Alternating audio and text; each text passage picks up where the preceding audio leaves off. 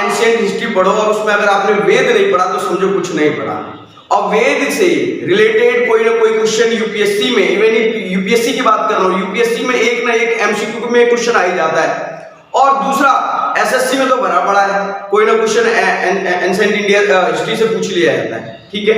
उसके बाद रेलवे में, बैंकिंग में, मतलब जीके में एक क्वेश्चन तो आप एंशिएंट हिस्ट्री से समझ लो है ही है, फिक्स है। और उसमें भी वेद से।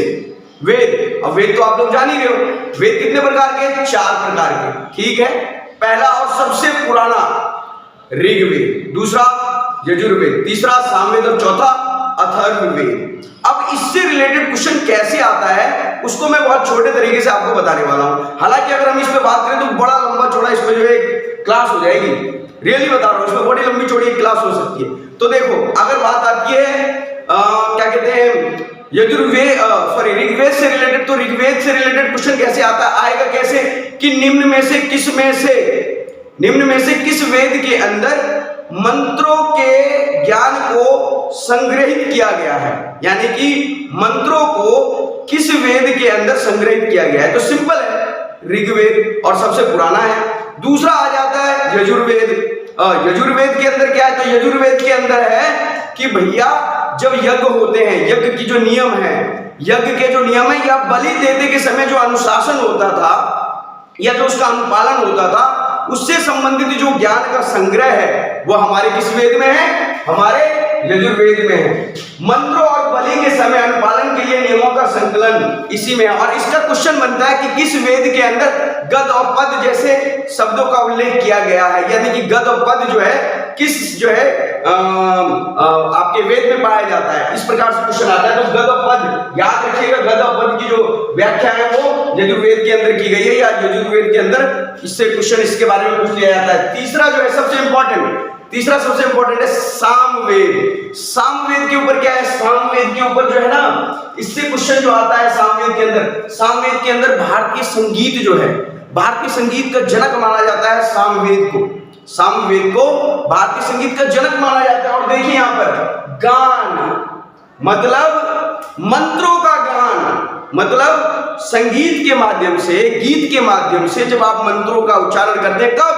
यज्ञ करते समय या पूजा पाठ के समय, तो उस समय जो है भैया इसके अंदर संगीत का जो है यूज किया जाता है, या संगीत का जनक भी इसी को माना जाता है। यज्ञों के समय मंत्रों का गान, ठीक है, सामवेद के अंदर। फिर लास्ट वाला सबसे इंपॉर्टेंट है अथर्ववेद। अथर्ववेद के अंदर क्या है? अथर्ववेद के अंदर क्वेश्चन कई बार पूछ लिया जाता है, क्या? जैसे बताइए, निम्न में से किस वेद के अंदर जादू टोने संबंधित जो है ज्ञान जो है बताया गया या दर्शाया गया या शामिल किया गया?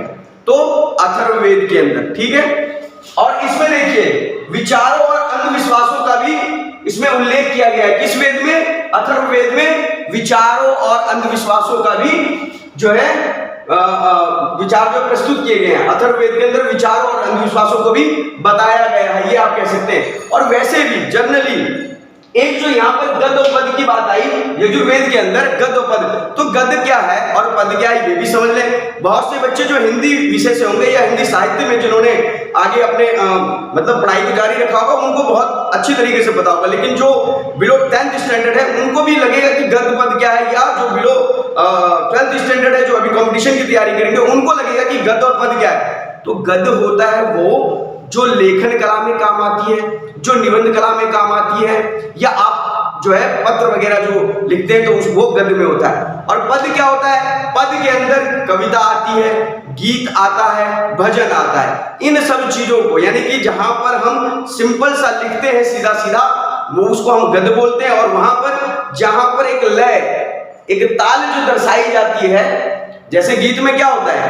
ताल होता है। कवि में क्या, कविताओं में क्या होता है? एक लय जो है, एक रिदम बना के आप उसको प्रस्तुत करते हैं। तो ये गद और पद में बेसिक अंतर ये है, राइट। उसके बाद देखिए एक अथर्ववेद वाला, जैसे कि मैंने बताया, इसका क्वेश्चन एसएससी में कई बार आता है, जनरल में पूछ लिया जाता है, जनरल कंपटीशन के अंदर, क्या कि विचारों और अंधविश्वासों का निम्न में से किस वेद के अंदर उल्लेख किया गया है? तो आपको पता होना चाहिए विचारों और अंधविश्वासों का अथर्ववेद के अंदर जो है उल्लेख किया गया है। वैसे ही संगीत का सामवेद के अंदर या संगीत का जनक किस वेद को माना जाता है? तो सामवेद को। और यजुर्वेद में मंत्रों का और बलि का, इसमें नियमावली, इसमें मंत्रों का और जो बलि आप देते हैं उसका कैसे अनुपालन करते हैं, उसके नियम और विधि विधान की व्याख्या की गई है।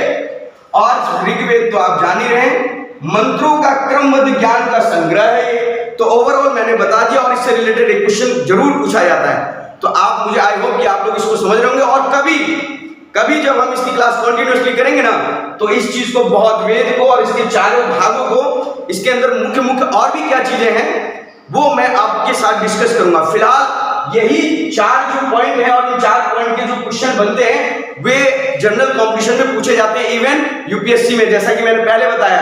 तो आप इन चीजों को थोड़ा सा ध्यान से एक बार समझ लीजिए, देख लीजिएगा। बहुत बहुत धन्यवाद, अगली क्लास में फिर मिलेंगे। Thank you.